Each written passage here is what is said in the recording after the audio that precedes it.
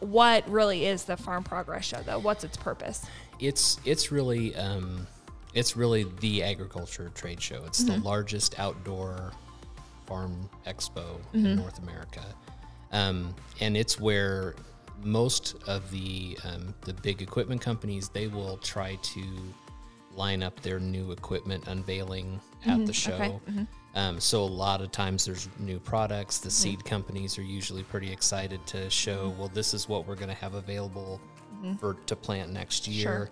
And it's really where everybody brings out the latest and greatest in their products for agriculture. Okay. And a lot of kind of quasi-associated industries along with that, like trucking companies. Sure. Okay. And things like that, where it's not necessarily just ag, but they're related to or help support that. Okay. Welcome back to Season 2 of the 217 podcast, presented by Decatur Earth Mover Credit Union and hosted by me, Jes Younghouse. Thanks for listening and thanks for watching. We hope you enjoy it. Welcome back to the 217 podcast. Today, we have Sam Morrow joining us from Richland Community College to talk about the Farm Progress Show that we had back in August. End of August, yep. The end of August. Yep. Well, so first of all, Sam, you are employed by Richland. What do you do at Richland? So I'm the facility director out there. Okay. So I'm in charge of all the maintenance, custodial, construction projects, contracts, things like that. Okay. So keeps me pretty busy. Yeah. We don't have a huge staff to do that, but Okay. But that's our we do all the grounds maintenance, all that stuff. How many acres is Richland's facility? I think Richland is somewhere between 100, Okay. right around 100 Okay. acres, I think. How many buildings? We have one large main building, and then let's see, we added one, so that'd make 2, 3, 4, 6 outbuildings. Okay. We're Okay. just about ready to open up our new ag building out there. Okay, cool. For the agriculture program. Okay. So. How long has how long has the Farm Progress Show been here? So this was our 10th show, I believe. Okay. So we just kind of finished our last agreement with them. Okay. And we have renewed again for another 5 shows. So awesome. So great. We're really excited about that. Good. To have that come back 5 more shows. So Good. And so the Farm Progress Show is in Decatur every other year? every other year. Is that correct? Okay. Yeah. When the show started, well, not when it started, but for the longest time, it kind of cycled between farmsteads. So it was just in a field somewhere at a host farm, and they would go between Iowa and Illinois and Indiana. Okay. So after a couple shows got really rained out and pretty muddy and pretty nasty, they decided to come up with the concept for permanent sites. Okay. So they were looking for really 2, so they wouldn't have to build 3 sites. Okay. And they were looking for one in kind of central Iowa, and one closer kind of towards eastern Illinois or western Indiana. Okay. And when Decatur ended up getting their name thrown in the hat, really just because Prairie Farmer had an office here, they weren't really expecting, because we're not quite as close to Indiana. Sure. But we had a group of individuals here, and the 2 that really kind of spearheaded that were Randy Prince and Stu Ellis, and they got a group of people together and to put this package together to present to Farm Progress, and they said, "Well, we'll build it." Okay. So they did all the fundraising and got that done, and ultimately that's why it ended up here in Decatur. So so they took I think it's 94 acres north of the college there, and built Progress City. Okay. And we've been keeping it running ever since. So and say again, what year was our first Farm Progress Show? I think it was 2005, might be 2003. I really can't. That's one of those things where you think it was not that long ago. Yeah. But well, that wasn't that long ago. I know. I was much younger then. I do recall the last progress show that I went to before the permanent sites was in Cantrell, and that was in 2000. So I know there was a couple others after that before they moved to the permanent sites. How long has the Farm Progress Show been a thing? This year was 70 years. Holy smokes. Yeah. So a long time. Long time. Okay. And, now we're talking about new technology. And before it was just, hey, this tractor's a couple horsepower more than the other. And, oh, my gosh. And now there were 3 electric tractors out there this year, all electric tractors. One was a whole new company. It's not, IH had one or Case had one. And one of the other manufacturers did. But there's one company that's just brand new company just decided to make electric tractors. My gosh. So it's not even the last time I helped on a farm, I was in high school. I really haven't done much since. And but if you've ever baled hay in July, you don't want to do it again. No, I've never done that. I'm absolutely never doing that. But or corn. The detasseling. Yeah, detasseling. I never did that. That was not appealing to me. I did walk beans for my uncle several times. He grew seed beans, and that's awful. No, I'm not outdoorsy. I'm not that outdoorsy. I like being outside, but that's a lot of work. But some of the equipment that I was exposed to then in agriculture, it's a distant memory compared to what they're making now. So. I guess you could say this for almost anything, but it's not. Farming it's like technology company now. It's not farming companies. They're tech companies, right? You can say that for almost any industry. Yeah. Okay. So tell us, just give, I guess, a basic overview. I have lived here all my life. I know that we have the Farm Progress Show. I don't really know what the Farm Progress Show is, though. I'm going to be honest. So for people like me that know, we hear about it. We know it brings an influx of traffic here to our city. We know it does help. There's an economic impact to our community because of all the people that are here for those short amount of days. What really is the Farm Progress Show, though? What's its purpose? It's really the agriculture trade show. It's the largest outdoor farm expo in North America, and it's where most of the big equipment companies, they will try to line up their new equipment unveiling at the show. Okay. So a lot of times there's new products. The seed companies are usually pretty excited to show, well, this is what we're going to have available to plant next year.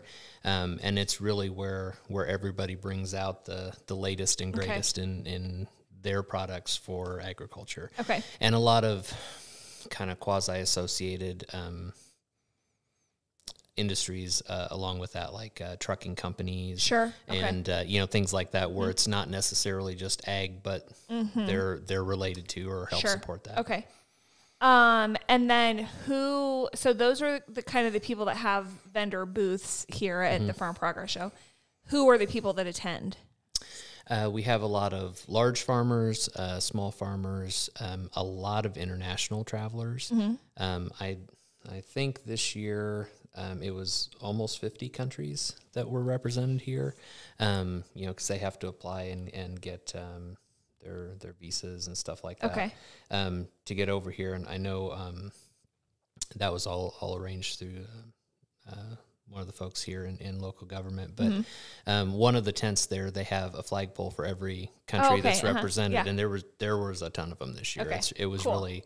It's really neat to see, like in South America, a lot of people think of companies like John Deere as they're all American companies, but they do a ton of their testing in Brazil and Argentina and things like that because they have longer and multiple growing seasons, and we don't. So we get a lot of groups from countries like that, and they all dress like it's like a soccer team going. Oh, they're very proud of the group that they're with, and it's really fun because the majority of them they're English speaking. Most countries in South America are dual language countries, and most of them for trade know English. but it's just really cool. They're all over the equipment. They're just checking everything out, and it's really pretty cool. So there's a lot of international travelers, and we have some politicians that show up sometime. Okay. This year we had the Secretary of Ag here for cool. a day. The governor was here. Several of our representatives and stuff were here too.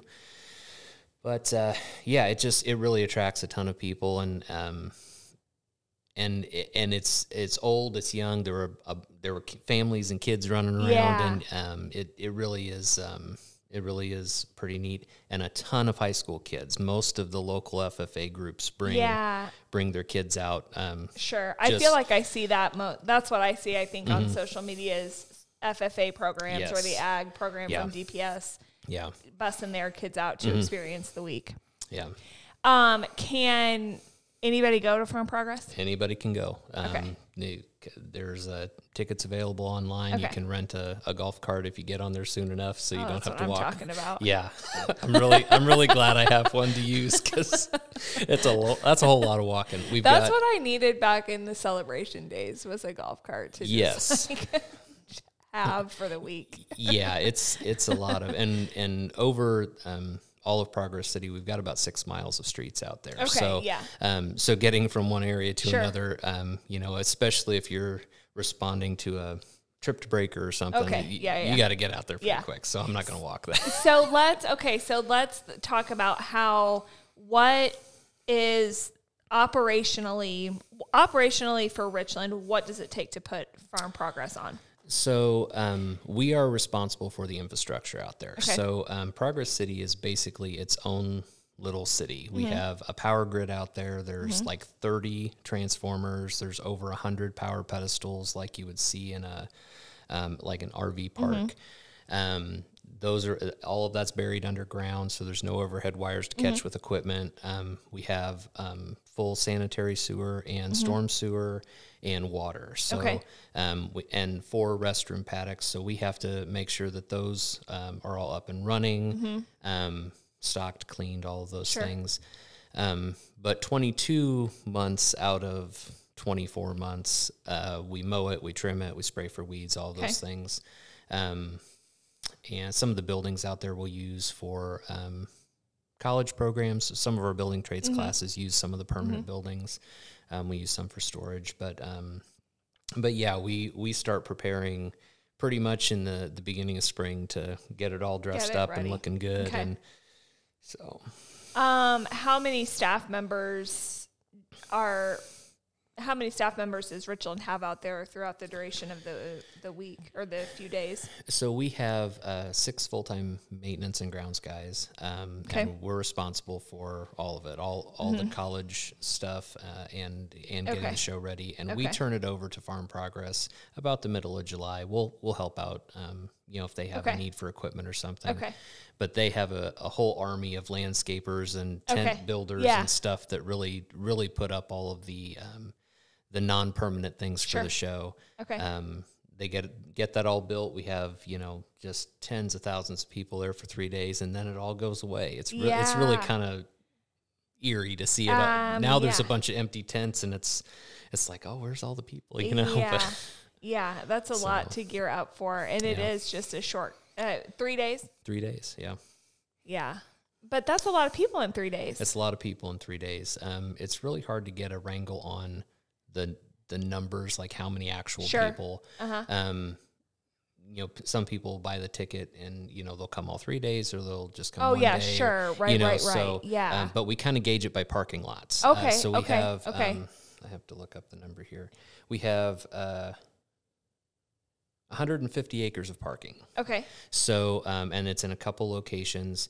And when that fills up, we start parking people in the demonstration fields. So when it's a really, really full day, you kind of gauge how full the showgrounds are by how full the parking lots are. Okay. And our last show in 21, Wednesday was it's usually the biggest day. Okay. We started parking in corn stalks kind of mid-afternoon because it was getting pretty full. This year on Wednesday, by like 10:30, they were parking in the corn stalks. Whoa. We were full, and the weather was gorgeous. I mean, we couldn't have asked for better weather. I mean, the week before, Oh, that was bad. It was, that was bad. awful.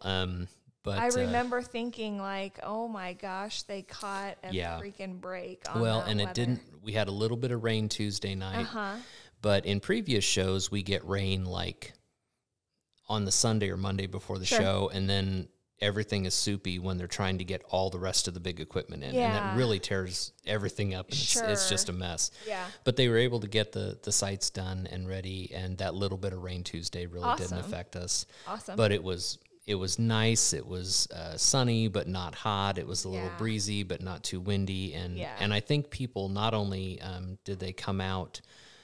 Did more people come to the show, but they stayed longer. There was no reason to leave. It wasn't hot. It wasn't awful. So they just keep walking around and looking at stuff. Yeah.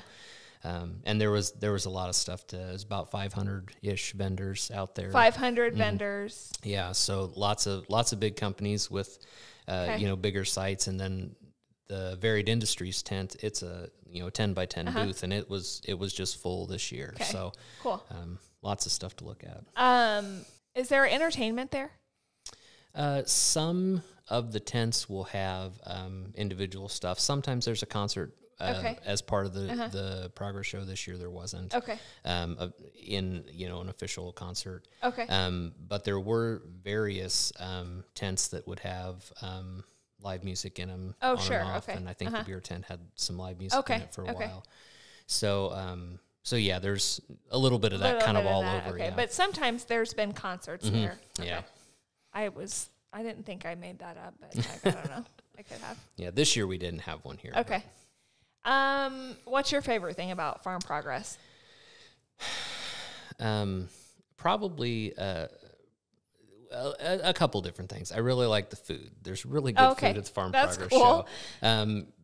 It's not I love food, but I always stop and get a pork burger from the extension food vendors there.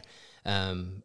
There's always biscuits and gravy in the morning. They're really good. I love biscuits and gravy. And of course, our Bistro to Go food truck was out there this year. They had some really good burgers and chicken sandwiches.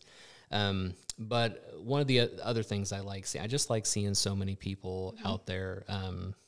Enjoying our site and enjoying the prep work that we do. Then you get to see all these people and, kids that at least quasi have an interest in agriculture. Not all those kids are going into ag fields, but they're getting exposed to it. Right. They're seeing it. Yep. Because that really, it really built this whole area. I mean, everything absolutely. Everything, even, manufacturing, everything is tied to agriculture here. So it's really neat to see that. And then just all the cool new stuff. They had demonstrations, and we sat behind the maintenance building, just watched them for about an hour. It's a drone fertilizer sprayer. And it's got a trailer. It lands on the top. The tanks are underneath. They fill it up, and it just goes back and forth. They were just spraying water. And but it's really cool to watch. And you think, man, I've never seen anything like that before. So so all the new gadgets is just it's just not what I associate with agriculture. No, when you think about it, it's like, it's tractors and combines, but there's autonomous tractors that just have no drivers. Just a lot of really cool stuff. Yeah. I rode in a combine for the first time last fall. And even that, I mean, it had a driver. I was sitting in it, but even that, like the computer, it's like a whole console. And they can drive themselves. They've got the auto steer where you just, some of them you turn the corners and it just keeps your rows straight for you. And this year they had a really cool kind of combine harvester machine. I think they said it was a German company, and this machine has the combine head on it, and it's this long thing that you can back out of the combine head and put a tillage machine and a planter and a sprayer, but it's all one power unit, and the cab is off to the side. And then when it goes to fold up and head out of the field, everything folds up into itself. The wheels turn the opposite direction. The cab swings around, and then it goes down the road like a semi. And when they were loading it up, there was a guy walking next to it with a remote control So he could put it on the flatbed trailer Oh my without any gosh. spotters. He could walk around the whole thing. It was just it's like a $2.7 million machine. Yeah. You know, That's insane. and there's only one in North America right now, Okay. and it was at the show. They couldn't do demonstrations because it was at the booth. But Yeah. just seeing something like that, and then you go 3 rows over, and you've got the antique tractors that are, Yeah. like, oh, that's a big old tractor. That's like a 20 horsepower tractor. That's our lawnmowers are more powerful than that, you know. Yeah. And now these giant machines are just they're just insane. That's unbelievable. Yeah. That's truly unbelievable. What else would you share about the Farm Progress? Anything? Can people rent buildings out there? So during the off season, we do have buildings available. Okay. We've had a couple weddings out there. Oh, okay. Couple wedding receptions. There's a one of the buildings is pretty large, and it's Okay. kind of a cool setting. Sure. There was a Baby Talk did a fundraiser out there. Yeah, one yeah. of their shrimp boils out there one year, and so yeah, those are available for those sorts of things. We have a kennel club that does some dog training for shows. They use one of the buildings. We used to have a rock and mineral show. Okay. COVID kind of slowed down a lot of those Sure. outside groups, but we've had several of those come out there. We had car shows out there before. We've had all sorts of stuff. So Well, there was a barbecue fest out there. there was a once. barbecue. Yeah, the weather really hurt us on that. The competition was earlier in the day, and then it rained. Yeah. And then everyone was supposed to come out for music, and nobody came out because Yeah, it rained. 'cause But the weather. but it was a really cool really cool group of guys out there doing Yeah. barbecue. So Yeah. that was a fun Saturday to work. I just drove around picking up hot coals in a barrel, and you want to try? Yes, I want to try that. That's why I'm here, sir. I didn't volunteer for today because I didn't want to eat. So Anything else about Farm Progress Show or Richland? It's a fun time, and it really is. It's an opportunity for Decatur to just open its front door to the entire world. We get so many people in here. I think the number this year they said was they thought maybe 200,000 plus in 3 days. I mean, it's just a ton of people. Yeah. And from all over. It's, I don't know, like 9,000 hotel rooms, something like that. Over Oh my gosh! So in the they're area, staying all over. They have to stay all over. Yeah, 3 hours away, you're having a hard time getting a hotel room. Yeah. But it's let's see what this says here. I brought my notes. It says there's 25 semi-loads of tents that come in for this event. Yeah. Which is just crazy. We've got, Well, you said over 500 vendors. Over or 500, around 500 vendors. And they said that out at the airport they had about 100 private planes fly in to the Decatur airport just for this event. So, and it is, the economic impact is huge. I've heard somewhere between $30 and $32 million of economic impact to Decatur and the surrounding area. That's important. I mean, that's important to highlight that. It is. If you're having to travel on the east end of town, it is freaking annoying. It's bad. Like school drop off. Our kids go to Unity Christian, formerly LSA, and it's stupid. I bailed out this year. I'm like, you know what? I got to be at the show early because I didn't want to fight the traffic getting to the school. So Before school care doesn't open that early. That was Pam's problem, But but it's annoying. it's but a headache. Yeah. it is a huge impact It's that huge. it has on our economy for just like a relatively short amount of time. Yeah, the restaurants are full everywhere. The Yeah. hotels are full. And it really is.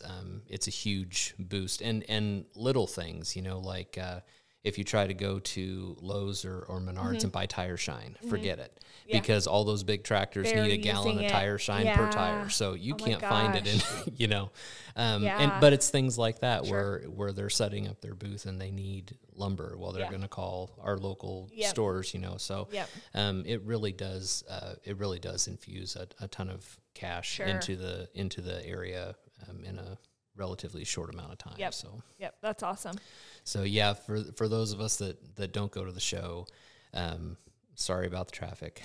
But It is what it is. It is what it is. We're having at least 5 more shows. That's what you said, right? Just at least 5 hunker more. down, maybe plan a little fall trip if you don't Yes. like it, and it's Yeah. and there are ways to avoid it. Some of it, but it never fails. We always have some sort of construction project going on somewhere around the city during the show. Yeah. And they told us they were going to be patching 51 coming into town. Yeah. I'm like, oh, okay, well, good luck with that. Yeah. But they kind of cleared. I don't think it was too bad coming in. But good. So okay. Anything else to touch on?